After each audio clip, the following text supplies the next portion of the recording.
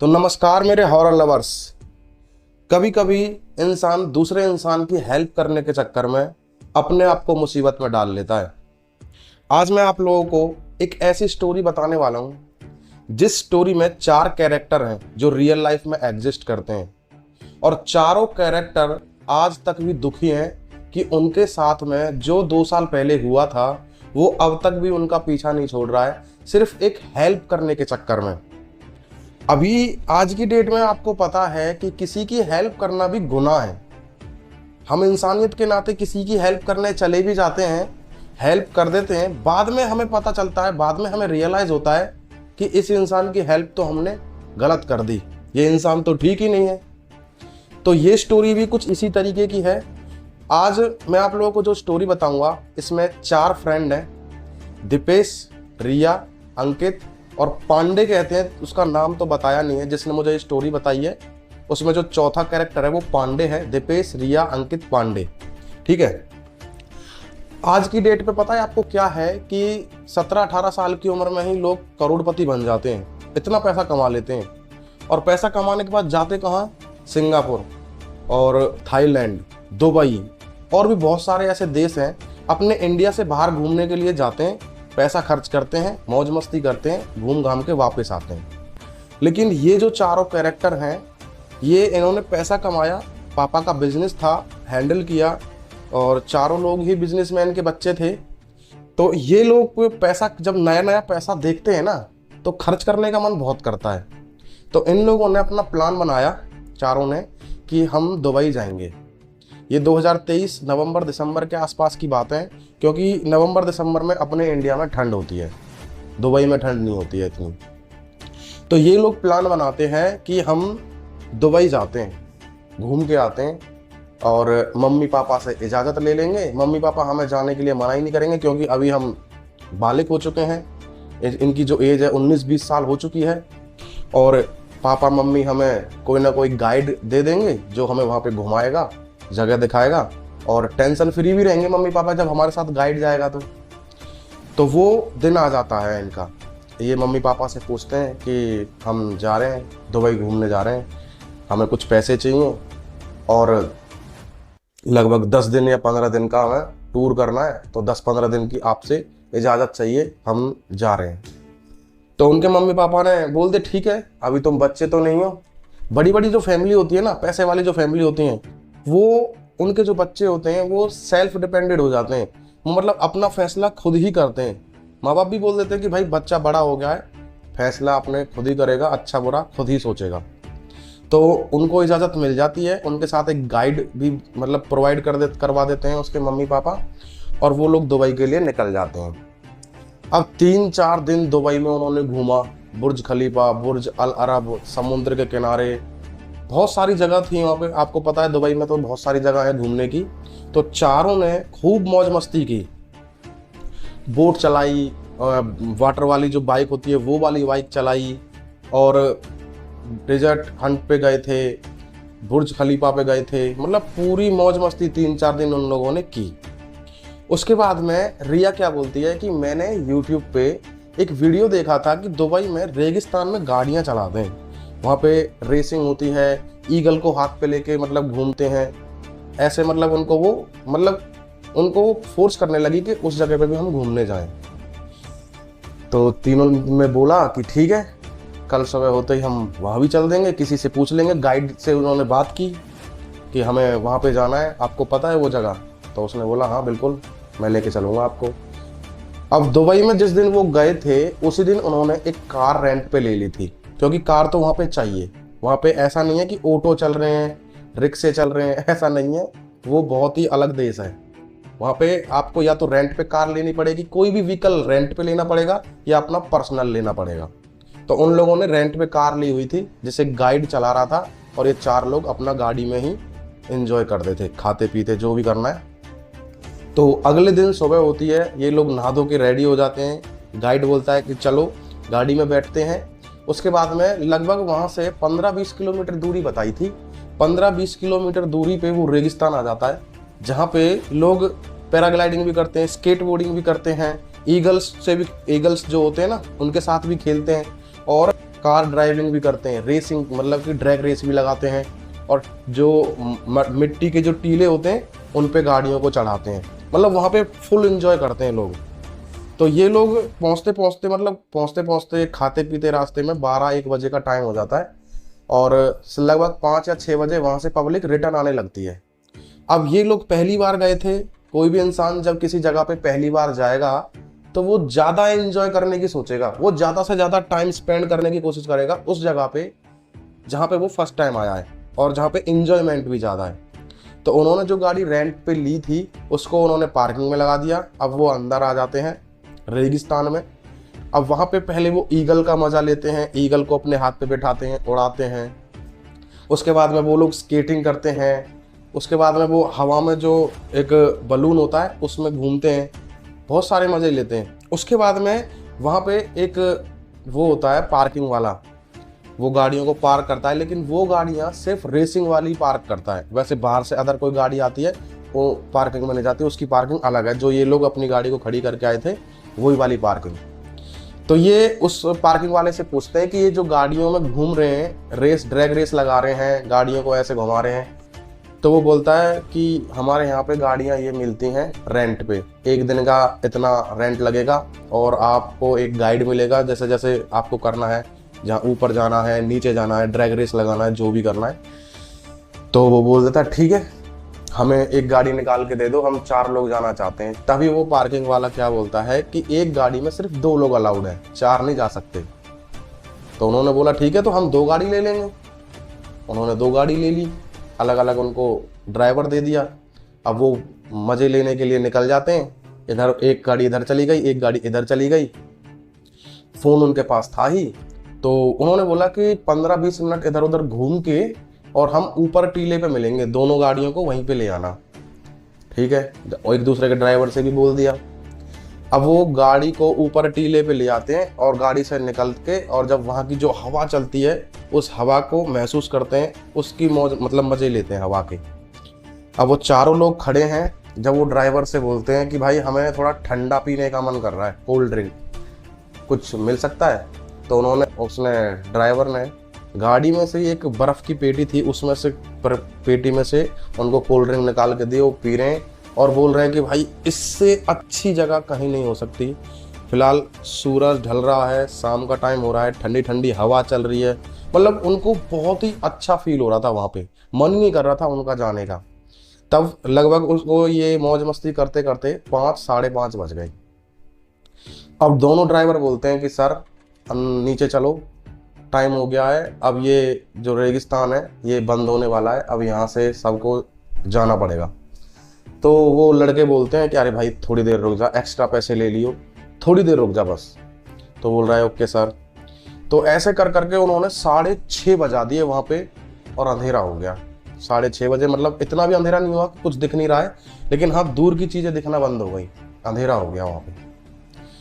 अब वो ड्राइवर बोलता है कि सर मैं जा रहा हूँ, पैदल ही जा रहा हूँ, आप गाड़ी लेके आ जाना, क्योंकि रात के टाइम पे यहाँ पे बिल्कुल भी अलाउड नहीं है किसी को घूमना फिरना या कुछ भी करना।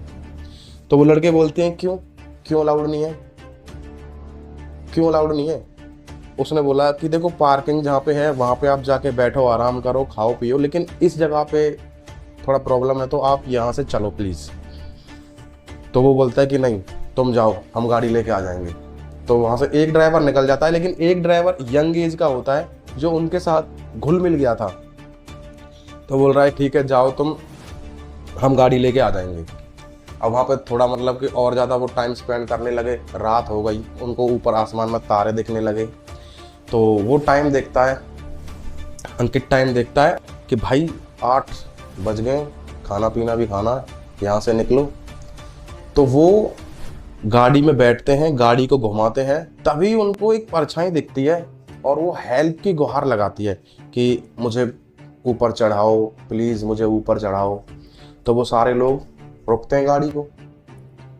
अब वो 5 लोग हो गए, 4 तो वो थे ही, और 5वां जो ड्राइवर रह गया था उसके साथ वो, और जो उनका इंडियन गाइड था वो वहीं पार्किंग में था। ठीक है, अब उन्होंने गाड़ी रोकी, गाड़ी रोक के खिड़की खोल के वो गए। तो उन्होंने देखा कि एक इंसान है आधी एज का इंसान है, लगभग 45 साल का या 42 साल का, 43 साल का एक इंसान है।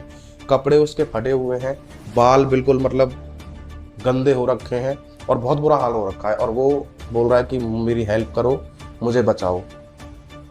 तो वो उसकी तरफ बढ़े जैसे, और उसका हाथ पकड़ा और उसे ऊपर लेके आने लगे। तो जो उनमें से मतलब किसी को नहीं पता था कि ये कहाँ कहाँ का है, कौन है, क्या है, कुछ नहीं पता था। तो वो कहने लगे कि अंकल आप यहाँ पे कैसे आए, आपको क्या प्रॉब्लम हो गई, आप इतने गंदे कैसे हो रहे हो।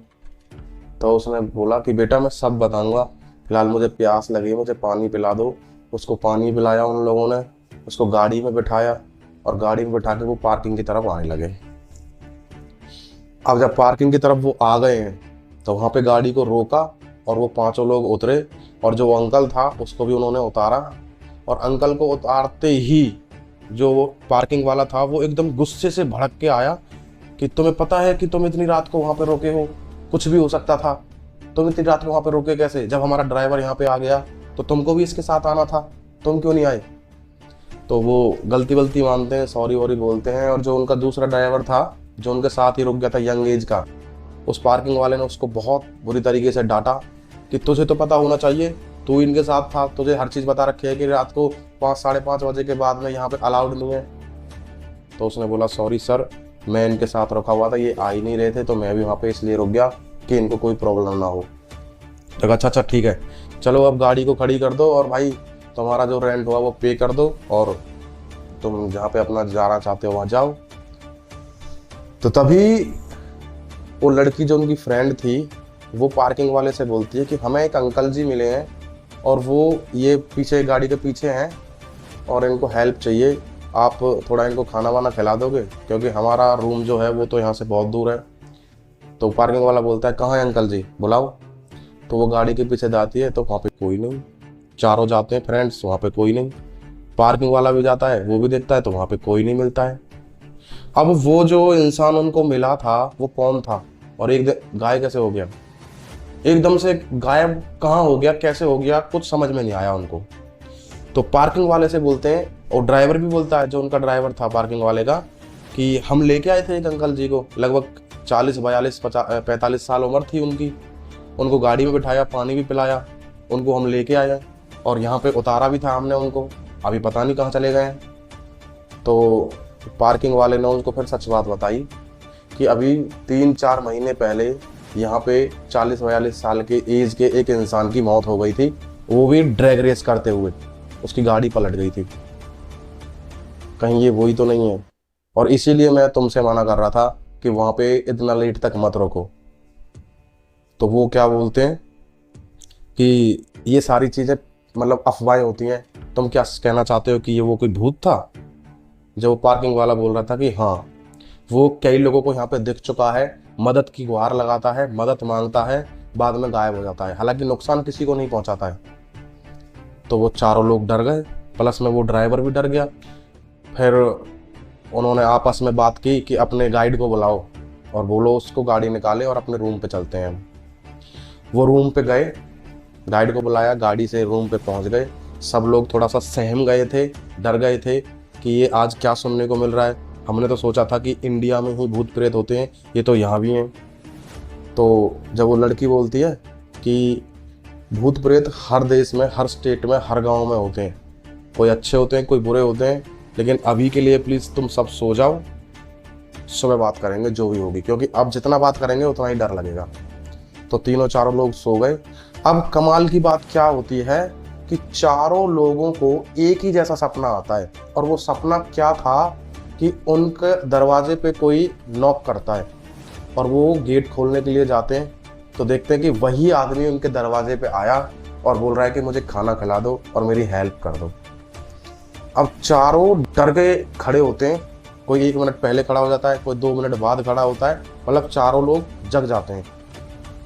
जब आपस में बोलते हैं कि मैंने एक सपना देखा, ऐसे ऐसे सपने में हुआ था, वो आदमी आया था। जब चारों ने बोला कि सेम टू सेम हमने यही सपना देखा है, मैंने भी यही सपना देखा कि वही इंसान हमारे दरवाजे पे आया, उसने नॉक नॉक किया, गेट खोला, तो वो इंसान ऐसे खाना मांग रहा था और हेल्प मांग रहा था। तो चारों लोग बहुत ज़्यादा डर जाते हैं और उन्होंने गाइड को तुरंत फ़ोन किया कि अंकल जी यहाँ पे आ जाओ और हमें मतलब कि डर लग रहा है यहाँ पे। तो गाइड आता है और गाइड से मतलब आते ही थोड़ा सा मतलब यार अपनी से ज़्यादा उम्र का कोई इंसान साथ में रहता है ना, थोड़ा हौसला बनता है, भरोसा बनता है कि हाँ अब हमें डर नहीं लगेगा। तो गाइड जैसे ही आया उन्होंने बोल दिया कि कल की हमारी टिकट करा दो, हम यहाँ से निकल रहे हैं। तो गाइड ने बोला क्यों, क्या हुआ, तुम तो 15 दिन 10 दिन 15 दिन के लिए आए थे, अभी तो 5 ही दिन हुए। तो लड़की ने बोला कि अब हमारा मन नहीं लग रहा है यहाँ पे, पूरा घूम तो लिया दुबई, अब चलते हैं अपने घर पे, ज़्यादा दिन यहाँ पे रुकेंगे तो घर वाले भी परेशान होंगे और अभी हमने ऑफिस भी ज्वाइन कर लिया तो वहाँ भी जाना पड़ता है। तो गाइड ने बोला ठीक है। तो गाइड ने कल के लिए टिकट बुक करा दी। अब यहाँ पे ट्विस्ट सुनना तुम, कल के लिए टिकट बुक करा दी और वो लोग सो जाते हैं। गाइड को बोल दिया कि तुम भी यहीं पे ही सो जाओ, हमें थोड़ा डर लग रहा है, अकेले मतलब सोया नहीं जा रहा है। तो गाइड भी वहीं पे सो गया, उनको चैन की नींद आ जाती है। वो लोग सुबह जगते हैं और उनके दरवाजे पे नॉक नॉक होता है और वो जब दरवाज़ा खोलते हैं तो वही आदमी और वही चीज़ मांग रहा है कि मुझे खाना दे दो और मेरी हेल्प कर दो, ऐसे हाथ जोड़ के। तो लोग इतना डर जाते हैं, वो चारों इतना डर जाते हैं कि उन्होंने गाइड को बोला कि देखो ये इंसान वही है जो हमारे सपने में आया था और ये इंसान वही है जो हमें वहाँ रेगिस्तान में मिला था। तो गाइड बोलता है उस इंसान से, हाँ भाई कौन हो तुम और क्या चाहिए। जब वो बोल रहा है कि मुझे हेल्प कर दो मेरी, मुझे खाना चाहिए, मुझे बहुत भूख लगी है। तो गाइड बोलता है ठीक है, तो मैं तुझे बाहर से खाना खिलाता हूँ, ठीक है, आगे रेस्टोरेंट पे चलता हूँ और वहाँ पे तुझे खाना खिलाता हूँ मैं। तो वो गाइड उसको लेके गया और गाइड ने चुपके से बोल दिया कि तुम्हारी इतने बजे की फ़्लाइट है, तुम एयरपोर्ट पे पहुँचो, मैं इसको चकमा दे के आता हूँ। तो वो लोग एयरपोर्ट पे पहुँचते हैं कैब वगैरह करके। एयरपोर्ट पे पहुँचने के बाद गाइड को फ़ोन मिलाया जाता है, तो गाइड फ़ोन नहीं उठाता है। उनको पता था कि टिकट हमारे हाथ में है, पासेस हमारे हाथ में है, हम कौन सी फ़्लाइट जाएगी वो भी उनको सब पता था, सब चीज़ दे दी थी। तो जब वो मतलब नहीं आया उनका गाइड, तो फ्लाइट उनकी तैयार हो गई थी, तो वो लोग जाके फ़्लाइट में बैठ गए और फ्लाइट वहाँ से टेक ऑफ कर लेती है। अब फ्लाइट जैसे ही इंडिया आती है, लैंड करती है, वो लोग अपने घर पहुँचते हैं। तो उसके मम्मी पापा क्या बोलते हैं कि अंकल कहाँ हैं तुम्हारे, जो गाइड तुम्हारे साथ गए थे वो कहाँ हैं।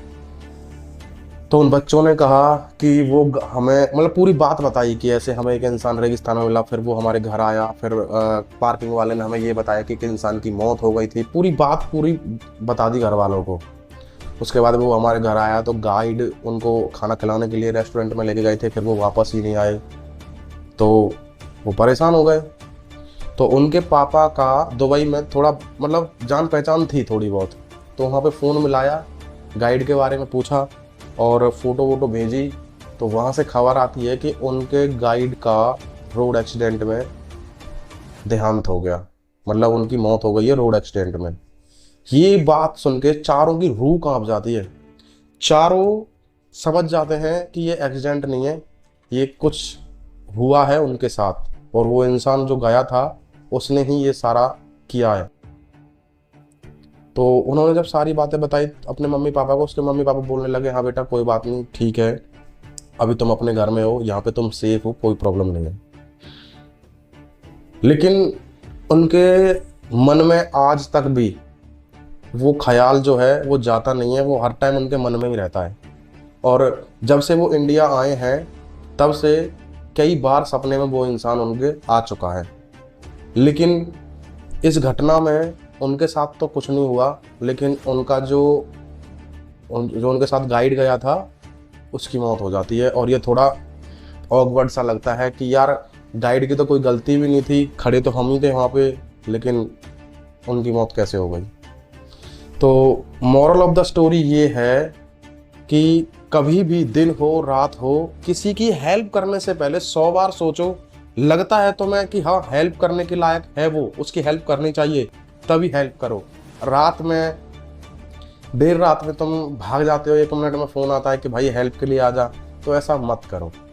बाकी आप लोगों को ये वीडियो अच्छी लगी हो तो वीडियो को लाइक कर देना और चैनल पर पहली बार आया तो चैनल को सब्सक्राइब कर देना और बेल नोटिफिकेशन को ऑल पे ज़रूर प्रेस करना। मिलते हैं अगली वीडियो में, तब तक के लिए जय हिंद जय भारत।